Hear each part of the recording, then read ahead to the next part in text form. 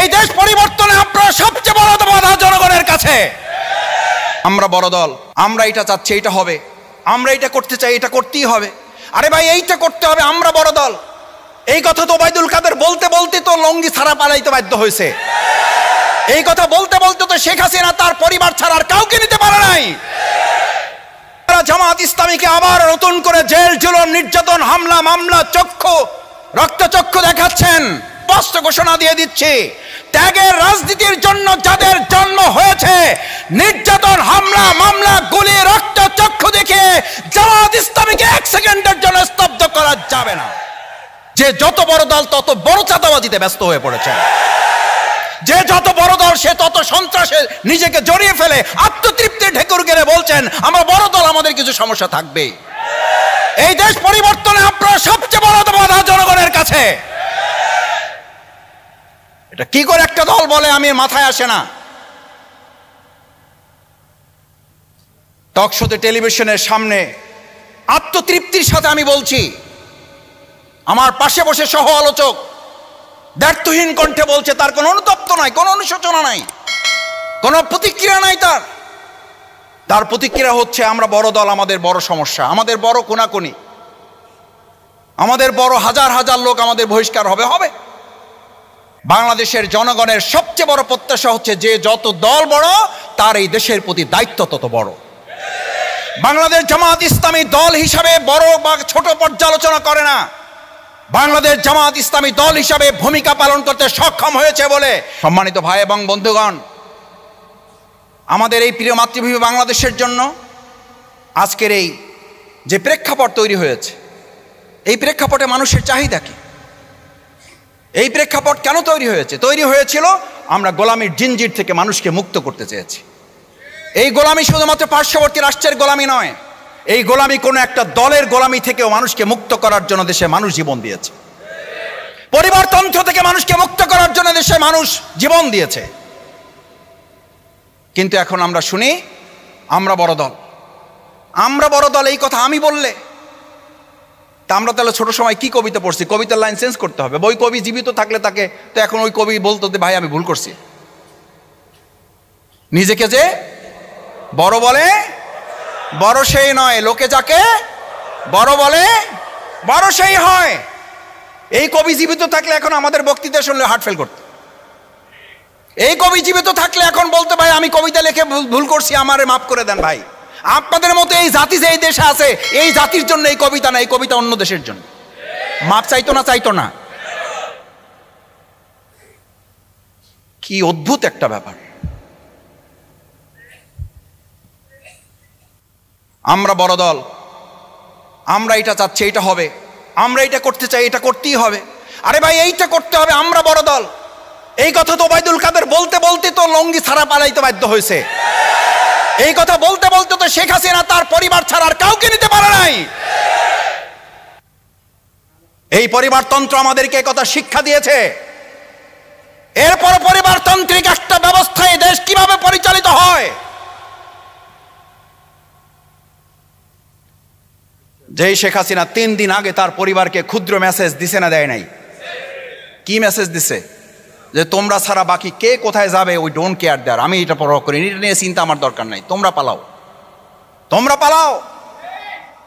পরিবারতন্ত্রের রাজনীতি আগামী দিনেও যদি আমি করি তাহলে আমাকে মনে রাখতে হবে ওই পরিবার আমাকে ফালিয়ে এই জনগণকে ফেলে রেখে তারাও হয়তো পালিয়ে যাবে। কারণ ওটা পরিবারতন্ত্রের রাজনীতি, ওটা জনগণের রাজনীতি নয়। শিক্ষা নিতে আর কত লাগে? বাংলাদেশের মানুষ কবে শিক্ষা নেব? আমরা কবে শিক্ষা নেব? আমি এই কথা বলে বারবার আবার বলছি, আমরা ফেসিবাদের উত্থানের জন্য এই কথা বলছি না, আমাদের বিভেদের ঐক্য তৈরি করার জন্য আমরা এটা বলছি না, ঐক্যের বিভেদ তৈরি করার জন্য এটা বলছি না, আমাদের সতর্ক করার জন্য কথা বলতে হবে। বাংলাদেশ জামাত ইসলামীর নেতৃবৃন্দ জানতেন তার ফাঁসি হবে, জানতেন তাকে শহীদ করা হবে। মীর কাসেম আলী মিন্টুকে জানিয়ে দেওয়া হয়েছিল আপনি দেশে ফিরলে আপনাকে হত্যা করা হবে। তিনি এই কথা বলতে পারতেন, দেশের পরিস্থিতি ভালো হোক তারপর দেখি আমি আসতেছি। তিনি এই কথা বলতে পারতেন, তোমরা যারা আছো আপাতত আমার প্রতিষ্ঠান দেখা রাখো, কারণ আমার নিরাপত্তা আগে, সেফটি ফার্স্ট। আমার নিরাপত্তা আগে। যেই শফিকুল ইসলাম মাসুদ বলে, সেই শফিকুল ইসলাম মাসুদের কাছে সে না নিজে নিরাপদ, না তার হাতে কোনো একটা দেশ নিরাপদ। আমাদের মীর কাসেম আলী মিন্টুকে তো এই কথা জানিয়ে দেওয়ার পর তিনি মাথা উঁচু করে এয়ারপোর্ট দিয়ে লুকিয়ে নয়, ক্যাপ পরে নয়, মাস্ক পরে নয়, মাথা উঁচু করে তিনি বলেছেন, এই দেশ আমার মৃত্যুর ঠিকানা এই দেশ। যদি আল্লাহ কবুল করে থাকেন তাহলে এই দেশে আমার মৃত্যু হবে। ওনাকে পরিবার থেকে বলা হয়েছিল আপনার অফিসে যাওয়ার দরকার নাই, বলছে ওটা আমার অফিস নয়, ওটা আমার এই দেশের মানচিত্রের জনগণের ভালোবাসার প্রতীক, আমি আমার অফিসে যাব। উনি ঘর থেকে গ্রেফতার হয়েছেন, অফিস থেকে হয়েছেন। This is history. We have nicely glorious past. Bangladesh Jamaat Islami, আজকে কেউ কেউ বলেন জামাত ইসলামী মুখে এক কথা বলে, কাজে আর একটা করে। বাংলাদেশ জামাত ইসলামী সেই দল, যা তারা করে সেইটাই তারা বলে, আর যা বলে সেটাই তারা করে। তার জন্য ফাঁসি আসলেও আমাদের মাথা নত করতে পারে নাই।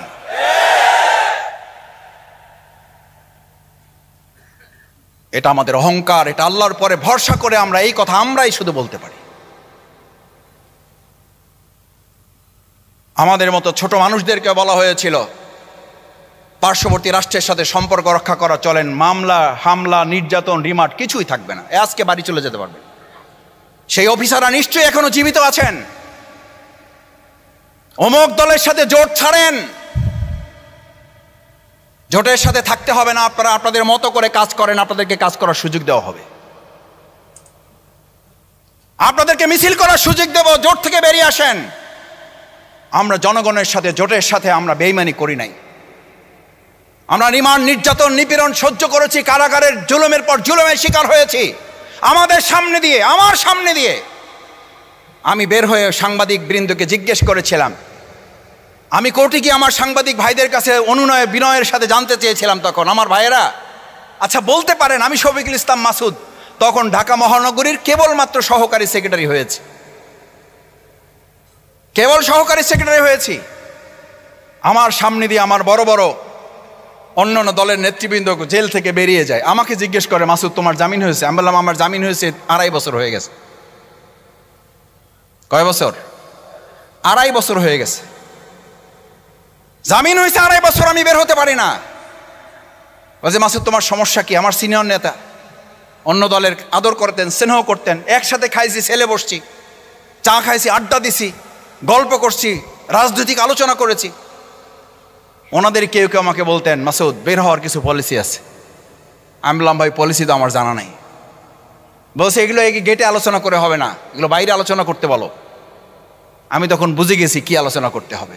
এটা আলোচনা নয়, এটা হচ্ছে সমঝোতা করা, আত্মসমর্পণ করা। বাংলাদেশ জামাত ইসলামী আত্মসমর্পণ করে নাই।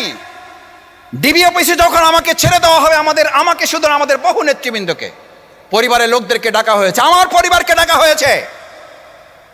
আমি মিন্টু রোড দিয়ে যতবার পার হই, 2-1 সময় পরিবার সাথে থাকে, ডানে তাকাইয়া বলে যে এইটা সেই জায়গা। আমাকে সাদা কাগজ দিয়ে বলছে এখানে লেখেন আপনার স্বামী বের হওয়ার পর আর রাজনীতিতে যুক্ত হবে না, লেখেন আপনার স্বামী এখান থেকে বের হওয়ার পর দেশ থেকে বাইরে চলে যাবে, আমরা নিরাপদে তাকে পার করে দেব। আমার পরিবার সাথে আইনজীবীরা ছিলেন। আমি এটা বলছি, যারা বলেন বাংলাদেশ জামাত ইসলামী, ইসলামী ছাত্র শিবির কি আন্দোলন করেছে, জনগণের কি ভূমিকা পালন করেছে, কত বড় দল, সেই জায়গায় তাদেরকে একটু স্মরণ করিয়ে দেওয়ার জন্য আমরা শুধু আন্দোলন করি নাই, আমরা শুধু ত্যাগ কোরবানি রাজনীতি করি নাই। আমাদের ভাই বোন আত্মীয় স্বজন বন্ধু বান্ধব আমাদের সহযোগী শুভানুধ্যায়ী প্রত্যেকে আমাদের সাথে আন্দোলনে একজন কর্মী হিসাবে শুধু নয়, একজন যোদ্ধা হিসাবে ময়দানে ভূমিকা পালন করেছে।